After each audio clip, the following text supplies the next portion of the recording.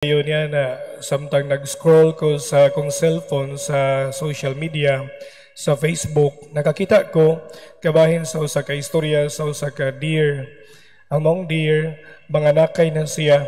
Unya pagkahuman, nipauli siya dito sa lasang kay manganak. I don't know kung nakasugat ba ka mo ni nga istorya, but in any case, ganahan ko yung ipaambit sa kadaghanan. Now, pagabot niya dito sa lasang, nasunog ang katanuman, ang iyang puyanan. Dako kay ang sunog sa lasang. Pagkauman, nidagan siya, pagdagan niya, niadto siya sa sapa, kay mulabang siya para di siya mapil sa sunog. Pero pagtanaw niya sa sapa, daghag buaya. Muna nganingon siya, di ko kalabang, kay na yung mga buaya. O pagtaod-taod, nakadungog siya kasika sa kilid. Dito nakita niya dunay usa ka tawo nga nagtion og dibumba niya, hunter, kay pusilon siya. Siya kapait ba ni ini? Sa luyo nay kayo, sa tubangan dunay mga buaya, sa kilid di ko kaikyas kay dunay hunter nga mopusil niya. Paglingin niya sa kilid kay ari siya moagi dunay leon. So sa mo na to pag ikyas ni ini ron? Napiit na siya, and siya, wa na ko'y kadaganan paniini. Purti nagyong paitas kinabuhi. Muna nga, ang gibuhat niya, yan na lang yatubang ang kamaturan. I should have to let go of my fear. Dapat ako nang buhian ako mga kahadlok. Na naman, it's no use. I am surrounded by death. Naalirungan ko sa kamatayon. And there's only one thing nga ako mahimo, kundi ang muhangad na lang dito sa magbubuhat na ako sa langit. Ug akong ilaom niya ang akong kinabuhi. Ug man pagtaod-taod tungod kay init kayo, nikalit og kilat. Pagkilat ang mong hunter nakugang nahadlok siya ug naklik niya ang iyang mong pusil ug natapsingan ang leon. Sa diha nga natapsingan ang leon, porting isugas leon. Tan-aw siya sa mong hunter, niya pagtaod-taod gigukod niya ang hunter. Pagkaman nawa ang maong hunter, nawa pod ang maong leon. Tungod sa kainit, nikilat, o tungod sa pagkilat, kabantay mo, kanang init kayo usahay, unsay may tabo sunod. Mag-uwan, ni bundak ang kusugawan, o namatay ang kayo dito sa lasang. Pagtanaw niya, wanay kayo, wanay hunter, wana po'y leon. Siya kanindot sa kinabuhi, nakalingkawas ragyog ko sa mga mupatay nako. Malipayan kayo siya. Nidagan na yan siya o nangita siya giyang kapanganakan. Maigsoon ko ni Kristo usay ingunana ta sa kinabuhi. Usahay makasinati ka og kahimta nga porti na gyung piita nga mo'y kawa na gyud ko ilaing kadaganan kundi ang Ginoo ra gyud. Muna ang gisulti diri sa tuang salmo, ang atong hinabang gikan sa Ginoo nga nagabuhat sa langit ug sa yuta.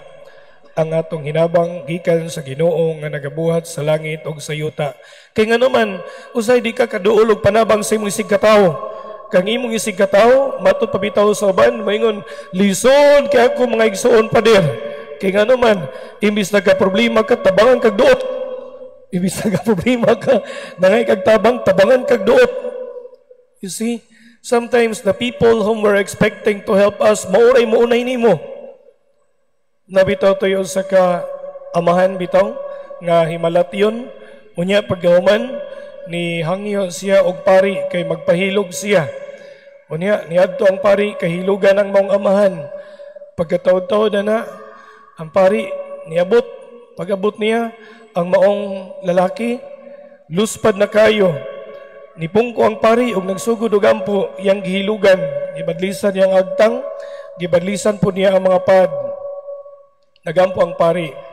Unya niingon ang maong lalaki, Padir, pagunita ko sa imong kamot, unya ampui ko, yawat na lang maayo ko. Nigunit po ng pari sa kamot sa lalaki. Pagunit niya, bugnaw na kay kamot. Ang abil luspad na. Ang aping o ang lagom na. Motuningon ng pari, murag, wa na gyud ni, padong na gyud ni. Ang pari, nipiyong yang mata og nagampo siya. Dantag mga pilang ka minutos ni init ang kamot sa lalaki. Muna, gibuka sa pari ang yang mata. Pagmata niya, uy, ang aping ni pink-pink. ang ngabil na muwa. Ang pari nalipay in siya, salamat sa Dios, naulian ang maong tao. Lipay ang pari kay naulian. Unya, nilingi ang pari sa luyo kay nagalirong ang mga anak ug ang asawa. Purting hadlukas pari kay nganuman ang mga anak purting isuwag naw. Ang asawa murag naglagot.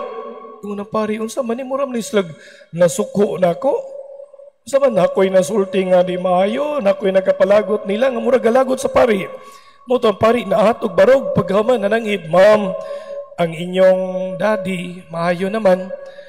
Ang imong bana, ma'am, nataga naman sa sakramento. Mo pauli na ko ha. Ingon ang mga anak ug ang asawa, sige pader. Salamat pader. Purto isuga. Mapari ni samot kahadlok, paspas kay nilakaw. Pagaman gigukod sa maid, gitagag sobre, pader, nahigihatag si ma'am nimo. Ingon pari, ayaw lang, diya lang na. Pero na lang ko'y pangutana, na ko'y gusto masayran. Unsa man pader, nga naman tong imong mga amo, katong mga anak ug ang asawa, pagkahuman ako gilog, mura man tong nangasuko. Unsa man na ako'y nasulti nga di maayo, na nakapalagot nila. Ingon ang maid, wa man to naglagot ni mo, father. Nga mura man tong nasuko, naglagot sila, father. Nga naman, naglagot sila nga naulian ang ilang daddy. Nga naman, gibahin-bahin naman ko nilang kayamanan, father. Membro mismo sa pamilya, naglagot nga naulian ang ilang daddy, kay gibahin-bahin ang kayamanan. Those are the people whom we are expecting to help us, and yet, on the contrary, mo man din handoy sa imong kadaot. Yeah, ingon ana, sometimes ma-pressure ta, we are surrounded with all difficulties to the point nga wa kay lang mahimo kundi muhangad na lang gyud kas Ginoo, mangayo ka og tabang niya. Just like what happened here in our gospel sa to ebanghelyo, doon ay usa ka babae nga doon na siya problema. Nihangyo siya dito sa ilahang huwis, tabangi taon ko. Ang huwis gahi kay Ginoo, di maluluyon, di madlok bisag sa Ginoo. Wa gyud. Pero ang maong biyuda nagsigig balik-balik, sigig samok-samok. Hantod ningon ang huwis kapuyan ini niya. Kung di ni nako siya tagan sa iyang gipangayo, di man gyud kuhunungan. Muna nga ang huwis unsa ditabo, napugos na laghatag. The point here is that sometimes when we ask something from the Lord, posible ang Ginoo dili mo hatag dayon. That is why nga kinahanglan persistent jud ta, we have to persevere. Ngamin ka, wa man jud ko ilaing kadaganan Ginoo, ikaw ragyod. No choice man jud ko, ikaw ragyod. But the thing is that sometimes when we pray and our prayers are not granted, mangluo dayon ta. Di na ko mo simba oy. Sige bitaw ko og pamisa, wa man gyapon gihatag sa Ginoo ang akong gipangayo niya. Sige bitaw ko og dagkot diha, wa gyapon gihatag sa Ginoo ang akong gipangayo niya. Because you know what, ang Ginoo dili man na siya mutuman sa atong gusto. Kita mo'y mo discern, Lord, what is it that you want? Let me know so that I would know what to do. Kita ang mo adjust. Our attitude towards our petition to the Lord has to be humble. Dapat mapabsanon ta. Dapat makamauta nga mo, consider unsa di ay imong gusto Ginoo. And we should also have to develop the so-called discernment.